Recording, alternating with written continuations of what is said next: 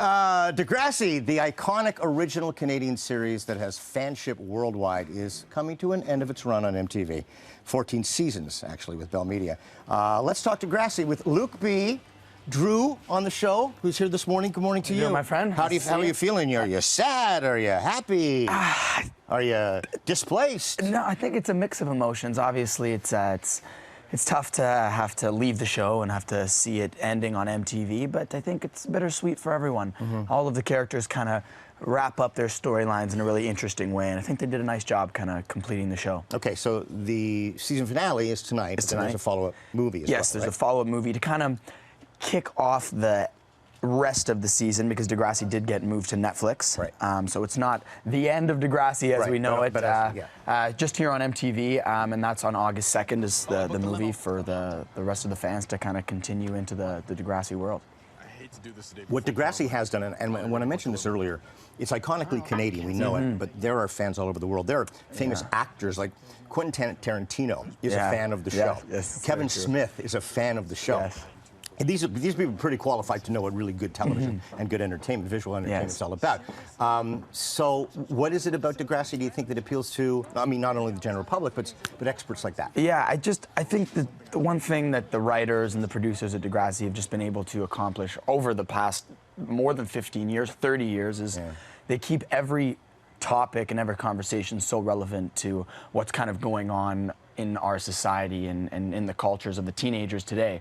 So it doesn't really take much for the teens to really watch us and watch what we're doing and take it as an inspiration and as a help in their everyday life. Yeah, so. Sometimes to get that message out, it is a struggle, but Degrassi from the beginning somehow passed through that and continued that way as well. Yeah, they do it in a way that it's not damaging and it's not hindering any kind of positive message. They're always kind of trying to push the most positive message forward and teach teens what to do in troubling situations, and it helps them out a lot. Okay, you reflect a little bit. What is the most significant storyline that you were involved with? My character had post-traumatic stress disorder back in season 10 after me and my girlfriend at the time killed someone.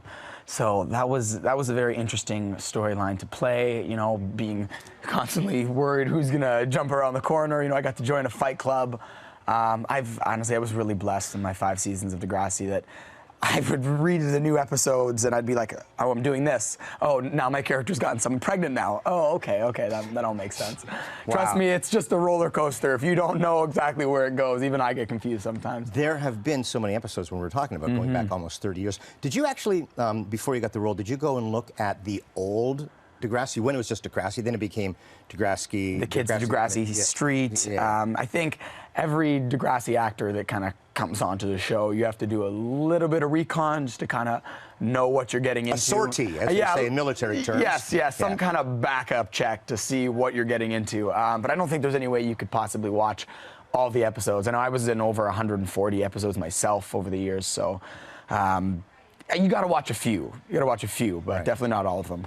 And considering how much writing, how many ideas, and again, I guess the inspiration would be from current affairs that's going on. So it's not as if you're struggling to come up with a completely random drama. Right. And so that's the inspiration, but still hard when you think about it. Yeah, still hard, and also to keep it fresh. You know, once you've done 15 years of topics, how do you find that next big thing that you need to do? And they do it so effortlessly. You know, with my brother, we had a first transgender character, Adam, on television ever. So, you know, they're just constantly taking the bar, and where do you think they're going to jump over the bar? They're sprinting, running, catapulting way over the bar, and they're not looking back.